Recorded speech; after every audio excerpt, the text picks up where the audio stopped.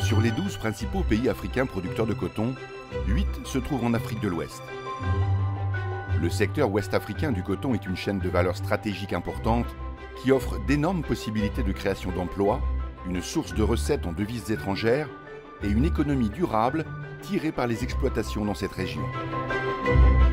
Depuis 2008, ITFC a approuvé 21 opérations de financement dans le secteur du coton dans la région, notamment au Bénin, au Burkina Faso, au Cameroun et en Côte d'Ivoire.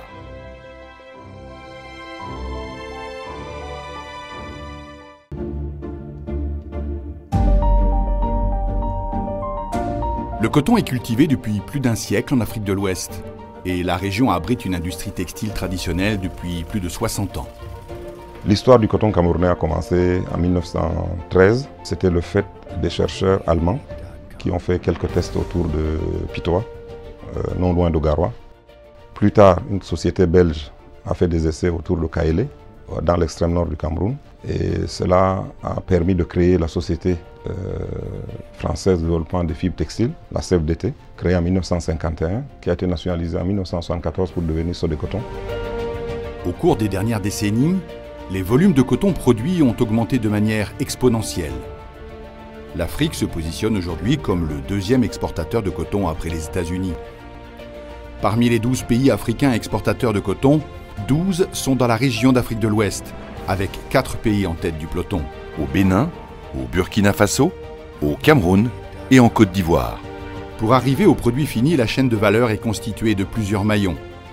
Approvisionnement en intrants, culture du coton, traitement des cultures, récolte de la production, égrenage, filature de la fibre, tissage ou tricotage, teinture et ennoblissement, confection de vêtements, commercialisation. Plusieurs parties prenantes collaborent pour améliorer la performance de cette chaîne de valeur à tous les niveaux. Producteurs, gouvernement, institutions de financement.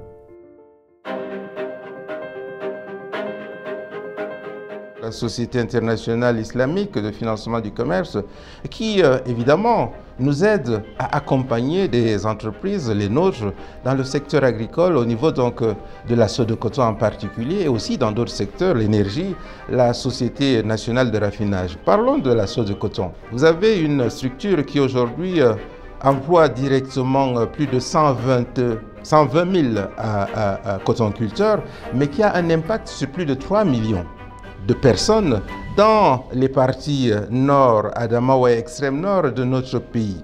C'est une proportion importante pour notre économie. La filière coton a 3 intervenants. Vous avez l'État, les producteurs de coton et la Sodecoton. Donc, l'État a créé un cadre de dialogue entre ces 3 intervenants de manière à ce que les problèmes et les contraintes des uns et des autres soient pris en compte. C'est de cette manière, donc, il y a des comités qui fixent les prix du coton, il y a des comités qui permettent de déclencher un mécanisme de stabilisation des prix d'achat du coton. Il y a des comités qui permettent aussi chaque année de fixer les prix des intrants agricoles. Ça permet qu'il y a quand même une certaine dynamique, une certaine synergie entre les 3 intervenants de manière à stabiliser la filière. Des efforts considérables ont été fournis pour l'émergence de la chaîne de valeur du coton par les parties prenantes nationales des pays de l'Afrique de l'Ouest. Au Burkina Faso, par exemple, les 3 sociétés cotonnières, dont la Sofitex, Société burkinabé des fibres textiles, agissent sur les premières étapes de cette chaîne de valeur. Les sociétés cotonnières réalisent un certain nombre d'activités à l'endroit des producteurs.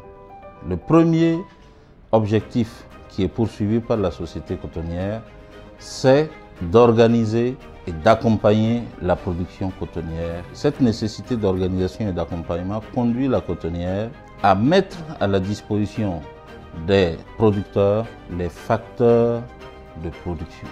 Un deuxième élément fort, c'est d'apporter un appui conseil aux producteurs. La Sofitex elle-même, tout comme Faso Coton et Socoma, se font toujours accompagner par la recherche scientifique pour pouvoir bien cerner les innovations technologiques qui s'avèrent appropriées à l'effet donc d'améliorer les activités agricoles. Cette chaîne de valeur crée des emplois à tous les niveaux. Le coton constitue pour cette région indispensable de développement parce qu'elle nourrit des dizaines, des millions de personnes. Imaginez, nous avons 350 000 producteurs, soit 350 000 familles, et nous avons derrière nous autour de 2000 personnes qui sont nourries directement de la filière coton.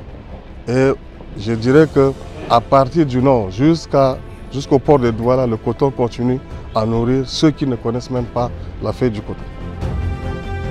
Mais si les premières étapes de la chaîne de valeur, notamment celles en relation avec la production de fibres de coton, bénéficient d'une bonne structure en Afrique de l'Ouest, il y a encore des efforts à fournir pour augmenter la valeur ajoutée par la création de PME capables de transformer la matière brute et par l'amélioration du processus d'exportation.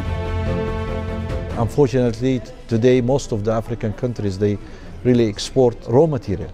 And you don't feel and you don't have really the added value. At the end of the day, we need to make sure to upgrade the industries, to really have more industrial development in the African countries so that they can benefit from so much potentials, talking about cotton, talking about other mineral resources. Africa is full of these really natural resources. Parmi les 40 premiers pays producteurs de coton dans le monde, 22 sont des PM de l'OCI. Leur part dans les exportations mondiales totales de coton représente alors plus de 30%. Par sa stratégie d'aide au développement des produits de base, ITFC permet non seulement d'améliorer les conditions du secteur, mais aussi d'intégrer ces pays aux chaînes de valeur mondiales. Grâce à son engagement en faveur du développement du secteur cotonnier en Afrique de l'Ouest, ITFC s'est vu décerner le titre de Banque africaine du coton.